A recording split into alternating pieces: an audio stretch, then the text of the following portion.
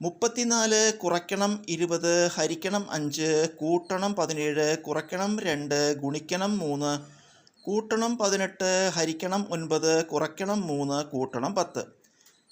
ഇത് ഒരു മുൻവർഷ ചോദ്യമാണ്. ഇത് ബോർഡ് മാസ് തത്വം ഉപയോഗിച്ചിട്ട് വേണം ചെയ്യാൻ കേട്ടോ. അതായത് ആദ്യം ബ്രാക്കറ്റ് ചെയ്യണം അല്ലേ. ഇവിടെ എന്താണ്, ഒന്നിൽ കൂടുതൽ ബ്രാക്കറ്റുകളുണ്ട്. ഒന്നിൽ കൂടുതൽ ബ്രാക്കറ്റ് വരുമ്പോൾ നമ്മൾ ഏറ്റവും അകത്ത ബ്രാക്കറ്റ് ആദ്യം ചെയ്യുക, ഇന്നർ മോസ്റ്റ് ബ്രാക്കറ്റ് ആദ്യം ചെയ്യുക.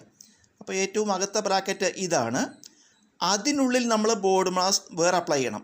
ഇതിനുള്ളിൽ ബോർഡ് മാസ് ഉപയോഗിക്കണം. അപ്പോൾ ഇതിൽ കുറയ്ക്കലുണ്ട്, ഗുണിക്കലുണ്ട്, കൂട്ടലുണ്ട്, ഹരിക്കലുണ്ട്, കുറയ്ക്കലുണ്ട്.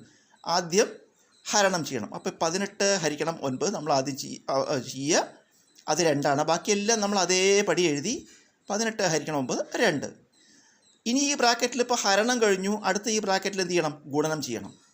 2 × 3 6. ബാക്കി നമ്മളെല്ലാം അതേപടി പകർത്തി. ഇപ്പോൾ ഈ ബ്രാക്കറ്റിൽ ഇനി കൂട്ടലും കുറയ്ക്കലുള്ളൂ. അത് നമുക്ക് ഏത് രീതിയിൽ വേണം ചെയ്യാം. നമുക്കൊരു കാര്യം ചെയ്യാം, ഒരേ ചിഹ്നമുള്ളത് ആദ്യം ചെയ്യാം അല്ലേ. 17 കൂട്ടണം 2 19. അതുപോലെ -6 -3 അപ്പോൾ -9 എന്ന് എഴുതി. ഈ ബ്രാക്കറ്റിൻ്റെ അകത്ത് 19 -9 എന്നായി.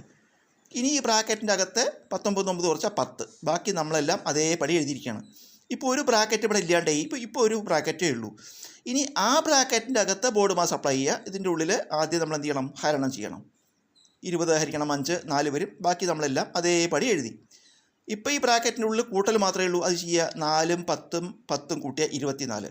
ഇപ്പോൾ എല്ലാ ബ്രാക്കറ്റും കഴിഞ്ഞു. ഇനി 34 കുറയ്ക്കണം 24, ഉത്തരം 10.